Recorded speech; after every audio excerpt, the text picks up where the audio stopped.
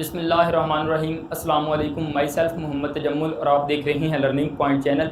आज हम artificial intelligence के लेक्चर में यूनिफॉर्म्ड कॉज सर्च को देखेंगे कि बेसिकली हमारे पास यूनिफॉर्म्ड कॉज सर्च क्या होता है, इसमें हम किस तरह ट्राइवर्स करते हैं। बेसिकली मैंने यहाँ पे दो एग्जांपल पहले से लिखी हुई हैं, इनको हम देखेंगे, इनको हम सॉल्व करेंगे। उसके बाद मैंने कुछ इंपॉर्टेंट पॉइंट लिखे हुए हैं यहाँ पे, वो भी हम पहले देखते हैं कि हमारे पास यूनिफॉर्म्ड कॉज सर्च क्या होता है, कब हम यूज़ करते हैं और किस तरह इन एग्जाम्पल्स को, और डेटा स्ट्रक्चर कौन सी हमारी जो यूनिफॉर्म्ड कॉज सर्च यूज़ करते हैं। तो यूनिफॉर्म्ड कॉज सर्च बेसिकली हमारे पास अनइनफॉर्म्ड सर्च है, जिसको हम ब्लाइंड सर्च भी कहते हैं। हमारे पास दो तरह की सर्च है, एक अनइनफॉर्म्ड सर्च है और एक इन्फॉर्म्ड सर्च है, जैसा कि हमने प्रीवियस लेक्चर में देखा था। तो अनइनफॉर्म्ड सर्च है ये हमारे पास यूनिफॉर्म्ड कॉज सर्च। अच्छा, यूज़ हम कब करते हैं यूनिफॉर्म्ड कॉज सर्च को? जब हमारे पास एक हमारी नोड से जो उसके एडजेसेंट एज होते हैं उनके दरमियान हमारे पास कॉस्ट अगर गिवन होती है, ठीक है, क्योंकि इसमें हमने प्रायोरिटी क्यों यूज़ करने होते हैं, जो डेटा स्ट्रक्चर होता है इम्प्लीमेंटेशन के लिए।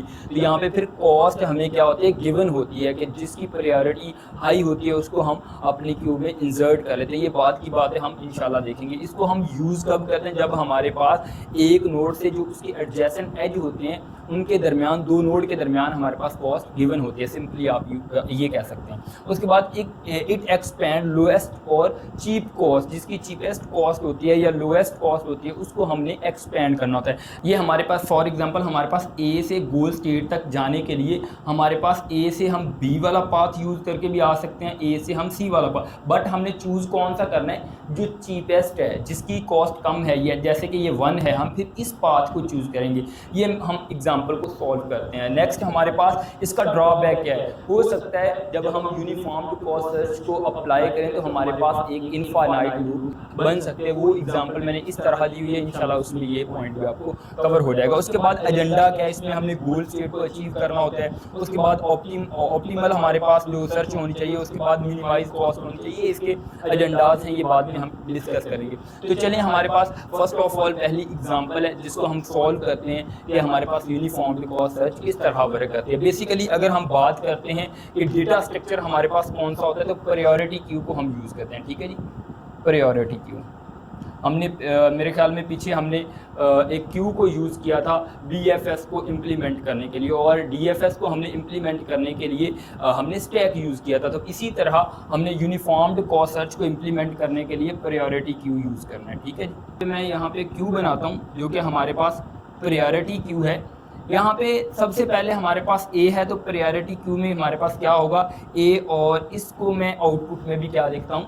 ए लिखता हूँ, क्योंकि जब भी हमने ए से फर्दर एक्सपेंड करना है तो ए को हम क्या करेंगे? उसको ट्राइवर्स कर लेंगे। तो हमारे पास दो नोड हैं, ट्राइवर्स करते हैं तो हमने इन दो नोड में से ए को किस में करना है? प्रायोरिटी क्यू में इन करना है। अब कौन सी नोड को हम प्रायोरिटी क्यू में इन करेंगे? सी को हम प्रायोरिटी क्यू में इन करेंगे, बिकॉज इसमें हमारे पास जो कॉस्ट है वो मिनिमल है। देखिए, ए से सी तक की कॉस्ट 1 है, ए से बी तक की कॉस्ट हमारे पास 4 है। तो ए से सी तक क्योंकि कॉस्ट 1 है, इसलिए मैं सी को क्या कर रहा हूँ? प्रायोरिटी क्यू में इंसर्ट कर रहा हूँ, और हमारा ए से सी तक पाथ बन गया। उसके बाद सी से फर्दर दो हमारे पास नोड हैं। ए से डी तक का पाथ हमारा 3 है, सी से ई तक का पाथ हमारे पास क्या है? 1 है।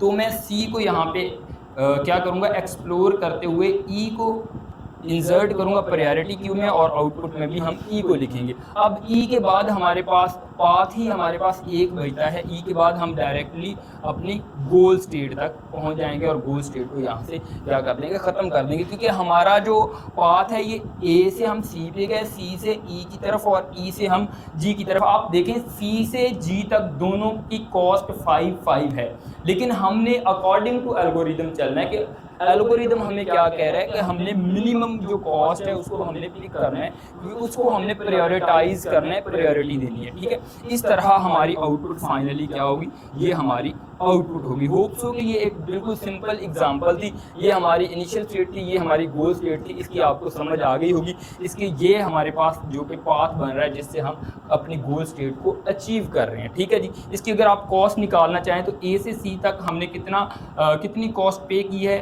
1। उसके बाद प्लस, उसके बाद सी से ई तक हमने फिर एक कॉस्ट ट्राइवर्स किया। उसके बाद ई से जी तक हमने कितनी कॉस्ट पे की है? हमने 4 कॉस्ट। उसके बाद इसकी अगर टोटल कॉस्ट देखें तो हमारे पास कितनी बन रही है? 6 कॉस्ट बन रही है। एक्चुअली इस पाथ को भी अगर हम फॉलो करें तो हमारे पास कॉस्ट जो 6 ही बनेगी। देखिए 1, 3 और 2, लेकिन हमने एल्गोरिदम के अकॉर्डिंग चलना है, ठीक है। तो हम अकॉर्डिंग टू एल्गोरिदम हमारी 6 कॉस्ट आ रही है। अगर इसको करें तो ये तो बहुत ज़्यादा कॉस्ट बनती है, बट हमने एल्गोरिदम को ही फॉलो करना है। ये सिंपल हमारी एग्जाम्पल थी, होप सो कि आपको इस एग्जाम्पल की समझ आ गई होगी। उसके बाद अब हम मूव करते हैं अपनी थोड़ी सी एक कम्प्लेक्स एग्जाम्पल की तरफ, जो कि ये एग्जाम्पल है। इसको अब सॉल्व करके देखते हैं। मैं यहाँ पे एक क्यू लेता हूँ जो कि प्रायोरिटी क्यू है, हमारी प्रायोरिटी क्यू, ठीक है जी। इस जगह पे मेरे पास एक क्यू है। क्यू में सबसे पहले मेरे पास क्या पड़ा हुआ है, ए पड़ा हुआ है, ठीक है जी। और आउटपुट में भी मेरे पास ए है। बेसिकली ए हमारी इनिशियल स्टेट है और जी हमारी गोल स्टेट है, ठीक है जी। अब ए को मैंने यहाँ से एक्सपेंड किया और ए से हमने किसको इन करना है, जो इसके एडजेसेंट एज है, इनमें से हमने जिसकी प्रायोरिटी हाई होगी उसमें उसको हमने प्रायोरिटी क्यू में इन करना है। अब देखें ए से हम सी पे जब जा रहे हैं तो हमारे पास ए टू सी कितनी कॉस्ट है, हमारे पास 3 कॉस्ट है। और ए टू बी हमारे पास कितनी कॉस्ट है, ए टू बी हमारे पास जो कॉस्ट है ये 7 है। सो ये कॉस्ट कम है, इसलिए हम किसको पिक करेंगे, ए टू सी की तरफ मूव करेंगे अपनी गोल स्टेट तक जाने के लिए, ठीक है। तो यहाँ पे ए से मैं सी की तरफ मूव करता हूँ और सी को मैं प्रायोरिटी क्यू में क्या करता हूँ, इन करता हूँ। अब सी को जैसे ही हम एक्सप्लोर करेंगे, फिर मेरे पास 2 पाथ हैं, एक सी से मैं डी की तरफ मूव करूँ या मैं सी से बी की तरफ मूव करूं। अब देखिए जब मैं सी से डी की तरफ मूव करूंगा तो मेरे पास कॉस्ट कितनी है, 9 है। जब मैं सी से बी की तरफ मूव करूंगा तो मेरे पास कॉस्ट कितनी है, 2 है। सो मैं सी को यहाँ पे एक्सपेंड करता हूँ और बी को क्या करता हूँ, इंसर्ट करता हूँ क्यू में, ठीक है जी। अब बी से फर्दर मेरे पास पाथ ही एक है, तो बैक ट्रैक तो हमने करना नहीं है, ठीक है, क्योंकि उसको हमने एक्सप्लोर कर लिया। अब बी से आप कहें कि सी की तरफ जाएं, 2 पाथ है, लेकिन नहीं, हम 2 इसको पिक नहीं करेंगे, हमने आगे मूव करना है। तो हम बी से किसकी तरफ जाएंगे, ई की तरफ मूव करेंगे। तो बी को यहाँ पे हमने एक्सप्लोर कर लिया और ई को प्रायोरिटी क्यू में इंसर्ट किया। तो इस जगह पे हम क्या लिखेंगे, पाथ में ई लिखेंगे। उसके बाद ई से अब हम गोल स्टेट की तरफ जाएंगे, क्योंकि हमारे पास 2 हमारे पास जो एज हैं हमारे पास, जो कि हमारी एडजेसेंट एज हैं, इनमें कम कॉस्ट किसकी है, जी की है, जो कि हमारी गोल स्टेट है। तो यहाँ से मैं ई को एक्सपेंड करता हूँ, जी तक हम पहुँच चुके हैं, ये हमारी गोल स्टेट है, ठीक है जी। ए सी बी ई और जी ये हमारी क्या है, गोल स्टेट है, ठीक है जी। इस तरह हमने अपनी गोल स्टेट को सिंपली अचीव कर लिया। ओके, अब मैं जी गोल स्टेट को हटा के एच को गोल स्टेट बना देता हूँ, ठीक है जी। जी को हम गोल स्टेट हटा देते हैं और एच को गोल स्टेट बनाते हैं, जिससे हमें एक अदर सिनेरियो की समझ आएगी। और इस कॉस्ट को हम बाद में चेंज करें, जिससे आपको समझ आएगी ड्रॉबैक की कि किस तरह हम इनफाइनाइट लूप में जा सकते हैं। तो चलें स्टार्ट करते हैं। अब हमारी गोल स्टेट एच है, इसको हम किस तरह सॉल्व करते हैं। तो इस जगह पे सेम एक हमारे पास प्रायोरिटी क्यू होगी।